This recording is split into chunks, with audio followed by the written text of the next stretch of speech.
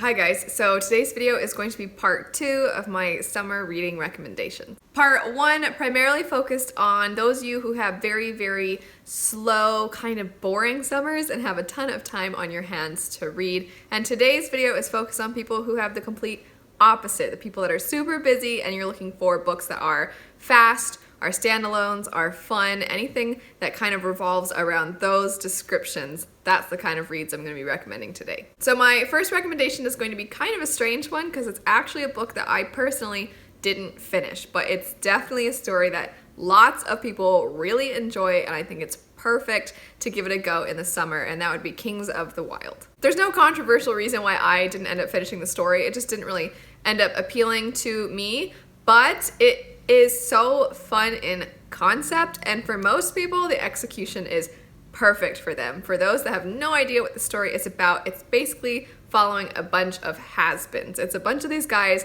that used to be extremely amazing at what they did. They were the best of the best, but now they're kind of old and tired and creaky, and they just don't really quite have it the way they used to, but something happens where they gotta get the band back together and have one last hurrah. It's basically like if The Expendables was a book. The rest of the books on this list are going to be books that I did finish, and I'm going to completely switch gears and go in a direction that is very different from Kings of the Wild, and that would be Love and Gelato and Love and Luck. In my opinion, Jenna Evans Welch, the author, captures youth very well. She captures the everyday struggles of being young, not getting along with your siblings, or trying to figure out and navigate friendships and romance, things like that. She, I think, captures it incredibly well, and even though I am somebody who is past that phase in my life, I found these stories to be very relatable. Love and Gelato actually has quite a tragic setup. The idea is that this girl who's been raised by her single mother ends up basically becoming orphaned in a way because her mother in the prologue dies, and she then has to go live with what she is thinking is her real biological father that she didn't know about over in Italy. And so she's spending the summer with him trying to decide if she wants to stay there, go to school there and live her life there, or if she wants to come back to the States. And so she's kind of getting to know this man who seems to have had this very intimate relationship with her mother that she never learned about, she never knew about. And while all this is happening, she's kind of discovering friendships and maybe also a boy that she likes. And it's very cute and sweet, but has some surprisingly impactful emotional moments in it. Love and Luck is the companion novel. I recommend reading it after Love and Gelato, and it follows our character from Love and Gelato's best friend. And this particular character is a girl who is, instead of possibly finding friendship and falling in love, she is trying to recover from what was a very humiliating breakup. And the two stories both have a sense of mystery to them, not murder mystery, but in the first one you were trying to figure out what happened between the girl's mother and this man, and in Love and Luck you're kind of trying to figure out what happened with this girl and her ex-boyfriend because she's kind of traumatized from it. And I found both of them to read really fast, and I just kept wanting to know what the heck happened. My next summer recommendation is the obligatory Sanderson recommendation, because I basically have to talk about Sanderson every video, and I'm not gonna stop because the man's written like 40-something books. So anyway, that would be Skyward. I loved this book so much. I don't know too many people that when they describe this book don't use one of these 3 ways to describe it, which would be fun, fast-paced, and action-packed. I feel like every book review is going to talk about one of those 3 things when talking about this story because all 3 perfectly describe it. If you are used to Sanderson's epic world building and super incredible ways of talking about the magic system and all this creativity that you just don't necessarily find with some other authors, not actually gonna really get that with this one. It is sci-fi, so you don't really have a magic system, and the world building is very small and very contained,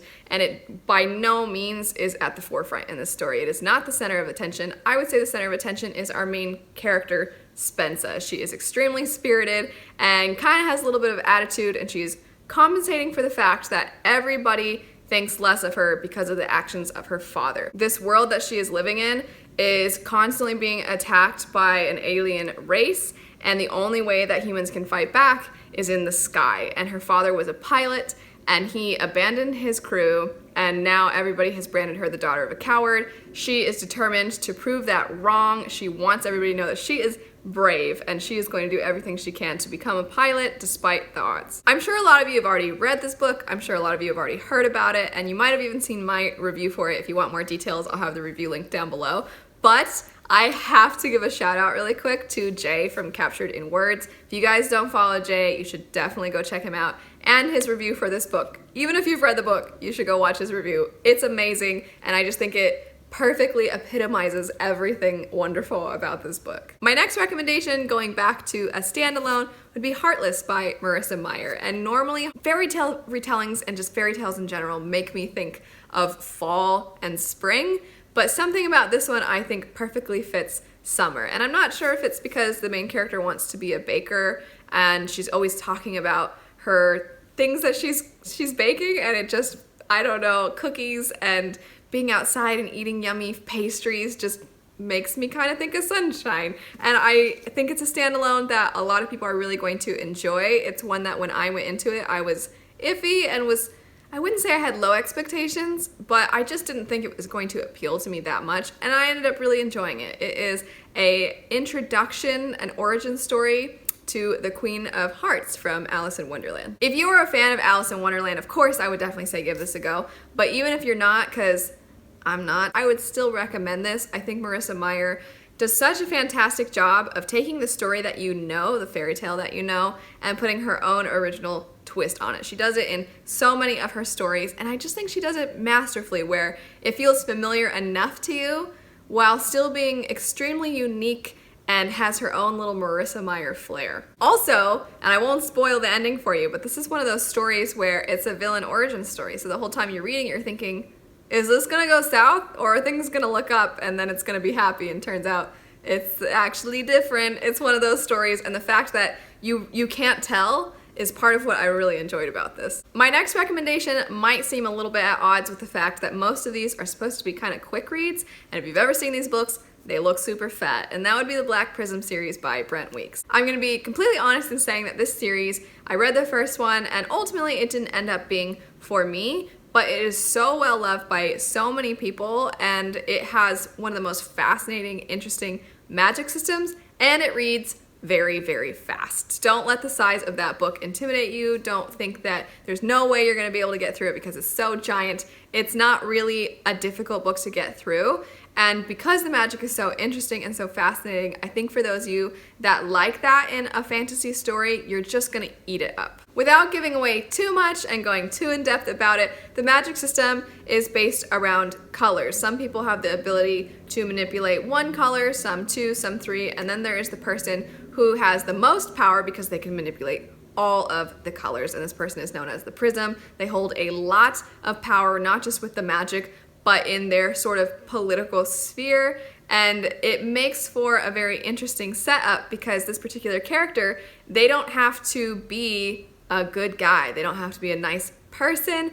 They just have to be able to have their power, and this person does. And so if you like characters that are morally gray, and if you like character relationships that aren't necessarily the kind that you're thinking are so sweet and so nice, and you like that hint of bad in your characters, I think that Black Prism definitely has a lot of that. The next books I'm gonna recommend are one of those books that, unless the author completely ruins the book with its next entry, I'm probably going to always recommend these books because I just think they're so fantastic, and that would be Scythe and Thunderhead by Neil Shusterman. This book is all about the premise. The premise I think is fascinating and also super morbid. So if you're not into morbid stories, maybe steer clear of this one, but the setup is that our world is now as close to perfection as possible. We don't have war, we don't really have any kind of disease, and humans essentially are immortal. We've conquered death. The only thing threatening humanity is